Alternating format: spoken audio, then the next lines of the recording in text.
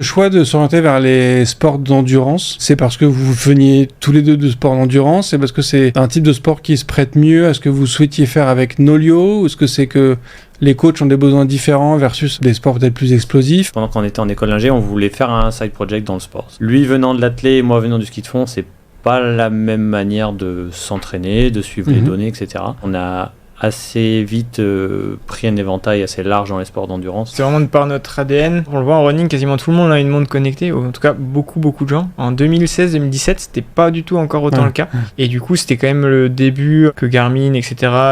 deviennent plus populaires. Et donc, on avait, nous, les problématiques un petit peu de je viens de faire la séance, elle est dans ma montre, mais mon coach, il m'a envoyé un fichier Excel.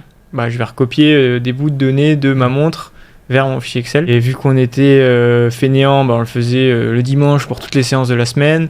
Du coup, on le faisait à l'arrache. Il y avait le facteur humain en plus, j'imagine, qui modifiait certains chiffres peut-être. Une des choses importantes dans les retours de séance, c'est au-delà des datas, c'est le retour de l'athlète. Donc il y a une data aussi, mais subjective. Donc par exemple, donne-moi une note de 1 à 10, à quel point la séance était dure pour toi. 1 étant très facile, 10 étant...